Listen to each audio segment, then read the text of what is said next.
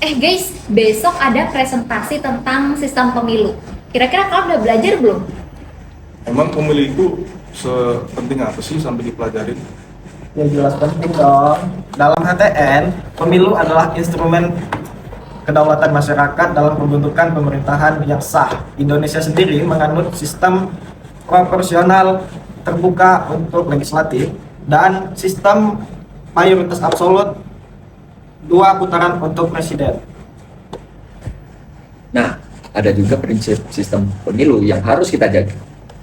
Berdasarkan pasal 22E UUD 1945 menyatakan pemilih harus langsung, umum, bebas, rahasia, jujur, dan adil agar memiliki legitimasi yang kuat di mata hukum dan masyarakat. Oh gitu. Oh gitu. Lalu ngapain, Vi? Ini yang lagi belajar tentang mekanisme pemilu. Soalnya nggak paham banget sih. Lo paham nggak? Paham sih, gue bisa bantu jelasin sedikit. Jadi sistem pemilu itu dia cukup panjang dan juga diatur oleh undang-undang, Vi. Jadi itu ada 5 tahapan. Yang pertama, pendaftaran peserta pemilih. Yang kedua, itu verifikasi peserta pemilu dan juga partai politiknya. Terus yang ketiga, ada masa kampanye. Terus yang keempat, di situ baru kita bakal ngelakuin pemilihan dan juga perhitungan suara di TPS. Terus yang kelima, itu baru ada rekapitulasi ulang dari KPU tingkatan kecamatan sampai dengan nasional. Oh gitu. Terus kalau ada sengketa hasil pemilu itu gimana? Nah, di situ perannya Mahkamah Konstitusi. Jadi mereka itu fungsinya untuk menyelesaikan perselisihan hasil pemilu dengan cara konstitusional. Oh gitu. Makasih ya, Sat. Oke.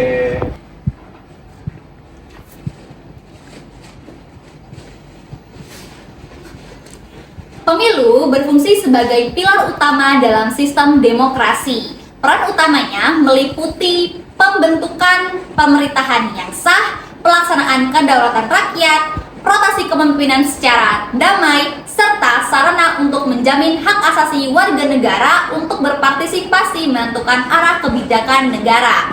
Kalau kinerjanya baik, bisa dipilih kembali. Kalau buruk, rakyat punya hak konstitusional untuk menggantinya lewat bilik suara. Di tengah hiruk-pikuk kampanye, ada yang menawarkan gagasan dan program secara jujur. Namun, ada pula yang memilih jalan pintas melalui politik uang, penyebaran ujaran kebencian, hingga berbagai bentuk manipulasi demi meraih suara. Akibatnya, kepercayaan masyarakat terus menurun dan birokrasi dianggap tidak berpihak kepada rakyat. Saat hari pemungutan suara, sebagian pemilih menggunakan hak pilihnya berdasarkan hati nurani.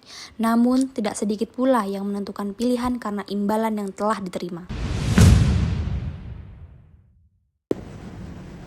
Jadi, tantangan utama kita adalah politik uang yang mencederai keadilan dan integritas pemilih, menyebar hoaks, menyebar ujaran kebencian yang merusak persatuan kita semua. Dan itu menjadi PR besar untuk kita semua. Di sisi lain, ada dampak positifnya yang memungkinkan suksesi kepemimpinan yang dilakukan secara substansional tanpa adanya tindakan kekerasan.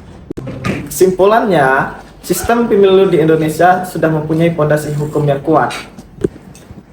Tapi kualitasnya sangat bergantung pada integritas penyelenggara, Penegakan hukum dan kedewasaan kita sebagai pemilih. Pemilih adalah hak kita, bijaklah dalam memilih agar tidak menyesal dengan pilihan kita sendiri. Yuk jadi pemilih yang cerdas dan ikut mengawal proses demokrasi kita. Sekian presentasi dari kelompok kami. Bye-bye.